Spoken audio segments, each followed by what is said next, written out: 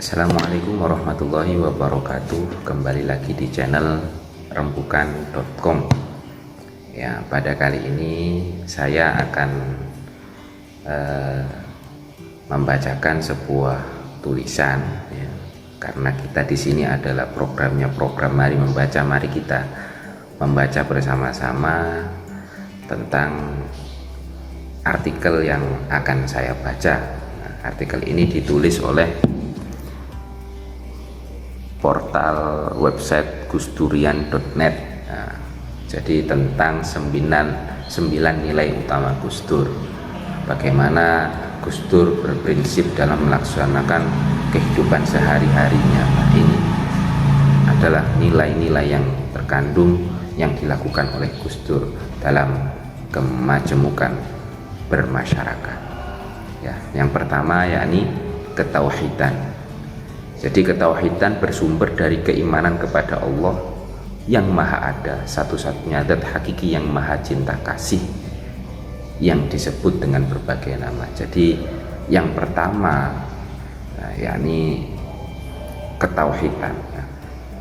Sebelum adanya ketauhidan tentu adanya iman, percaya bahwa Allah itu ada, Allah itu esa.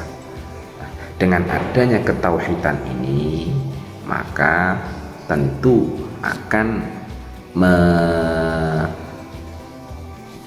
menurunkan sifat-sifat atau sikap-sikap dalam melaksanakan sehari-hari itu dengan baik, karena adanya keimanan kepada Sang Pencipta, adanya percaya bahwa Allah itu ada, bahwa Allah itu maha cinta kasih.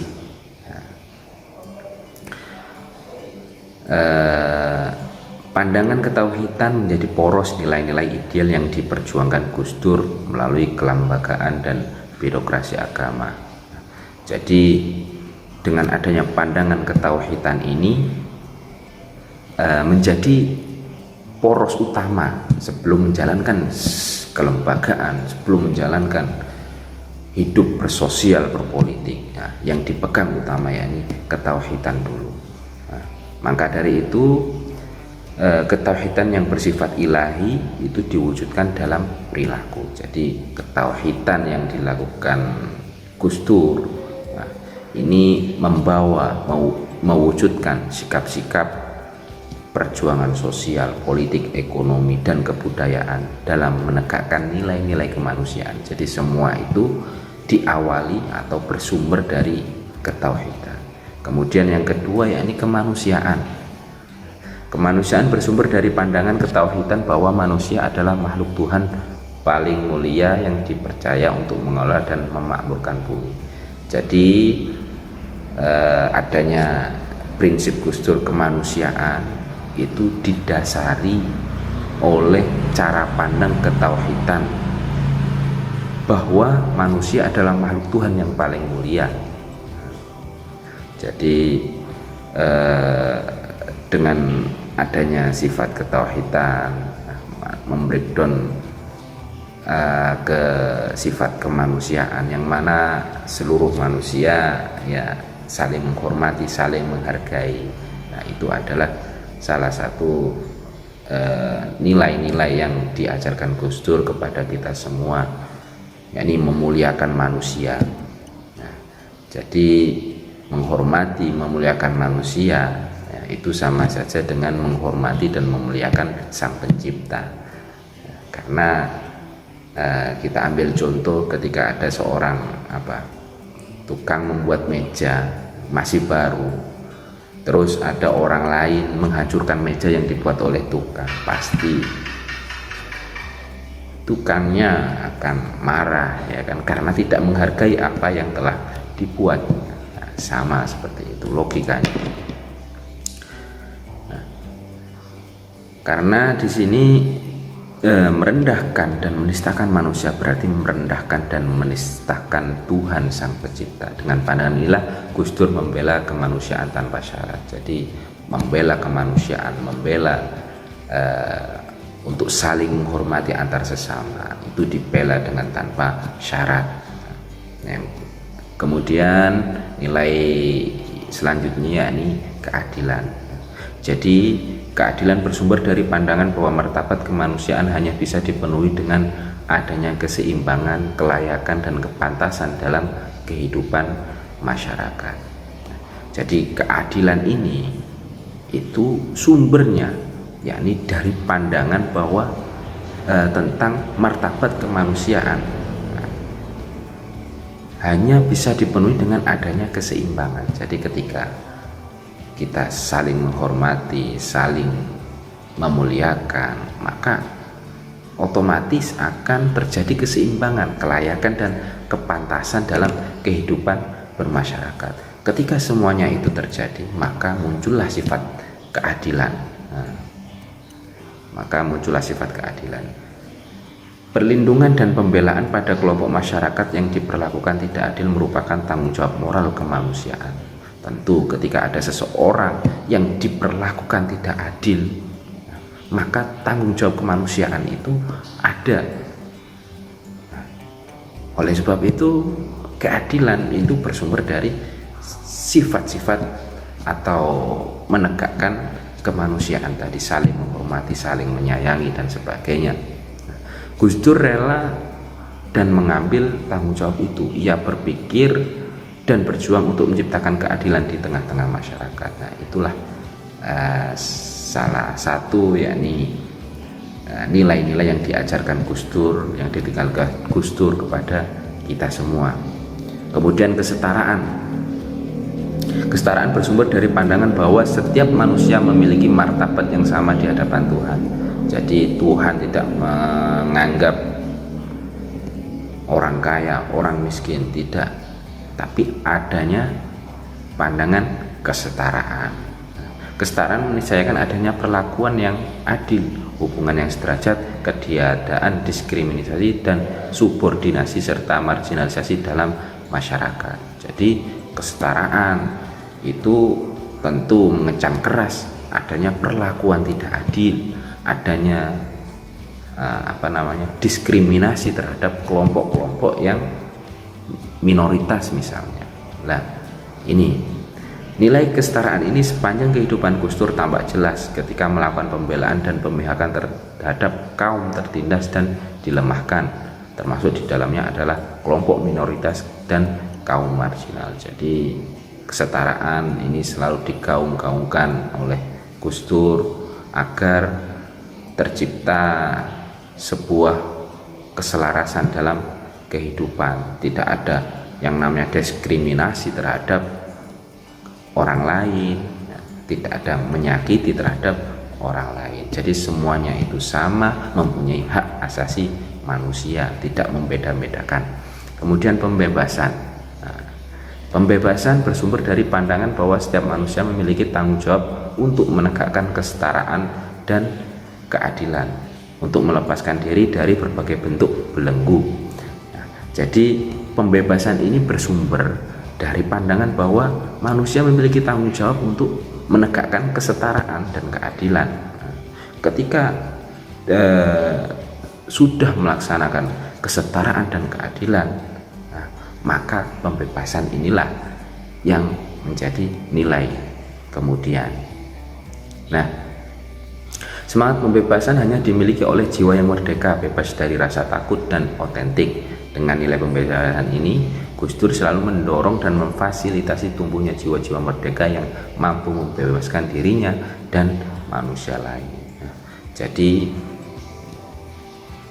bebas, jadi melakukan adanya sifat atau sikap pembebasan ini ketika itu memang benar, maka jawablah benar. Ketika itu memang salah, ya akui kesalahan itu. Jadi jangan ketika hal itu benar, tapi karena ada rasa takut dari seseorang itu, karena diancam mungkin, sehingga tidak mau berkata jujurlah.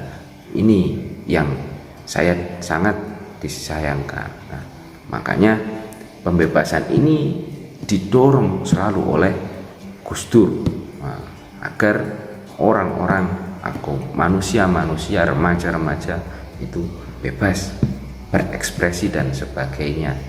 Tapi tentu tidak melanggar apa yang dilarang. Nah, itu manusia mempunyai hak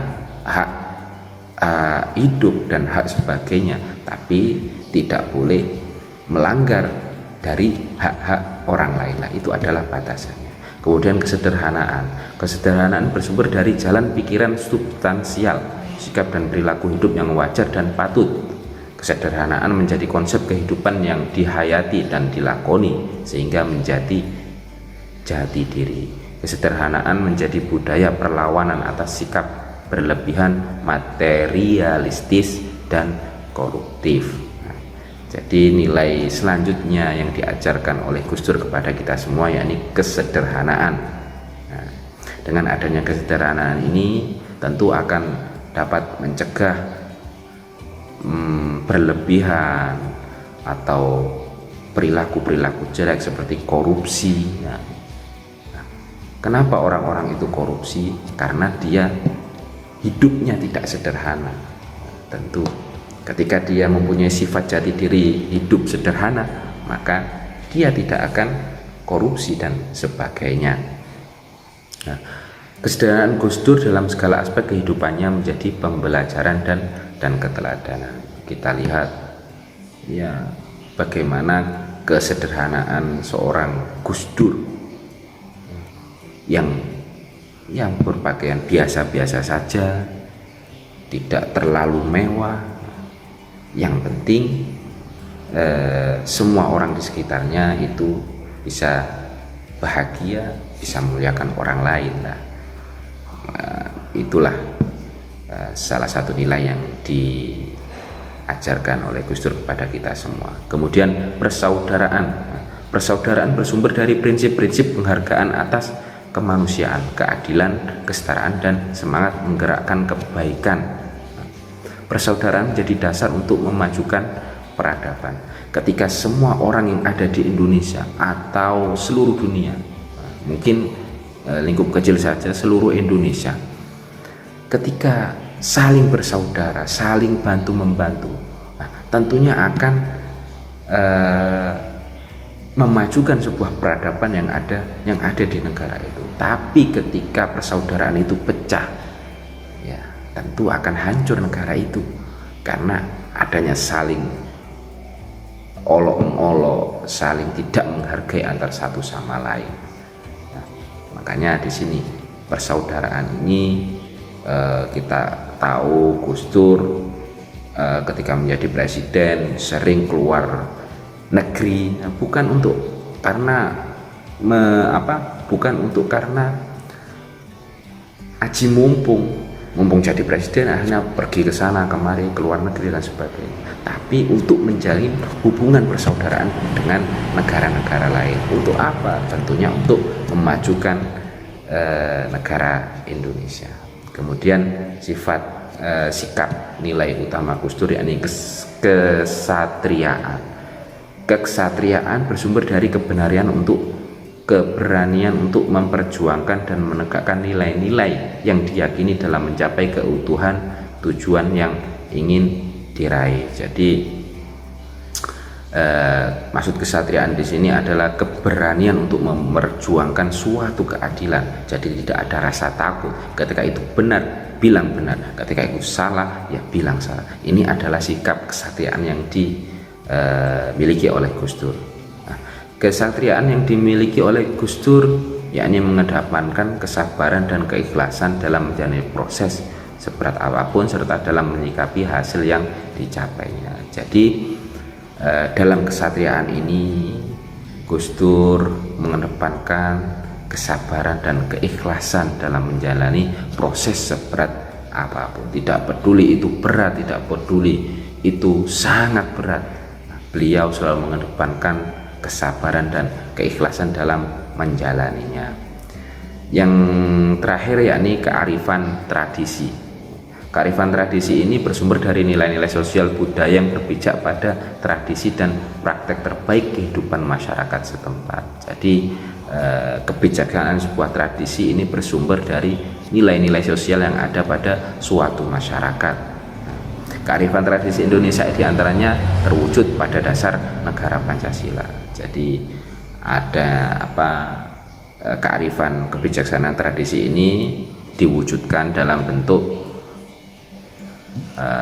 Pancasila, Konstitusi UUD 1945, prinsip Bhinneka Tunggal Ika, serta seluruh tata nilai kebudayaan Nusantara yang beradab.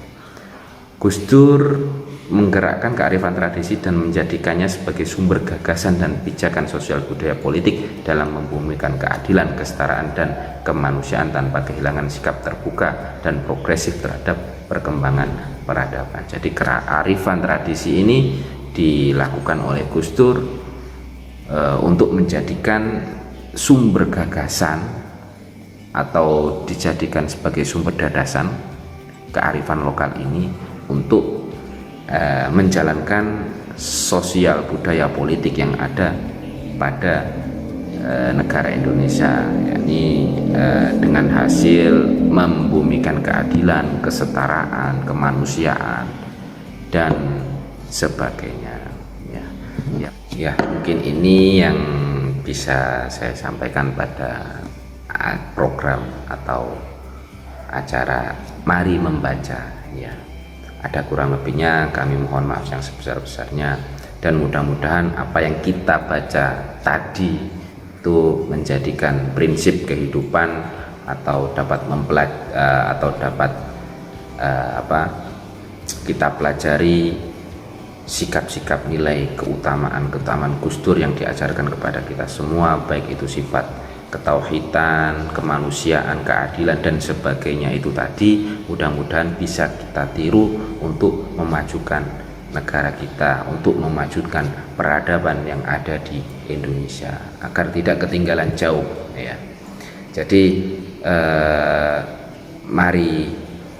jadi mudah-mudahan dengan adanya membaca ini, khususnya bagi para pemuda-pemuda di Indonesia itu suka dengan yang namanya membaca, karena kita bisa tahu suatu informasi selain didapat dari pengalaman langsung, yakni juga didapat dari membaca, dan membaca.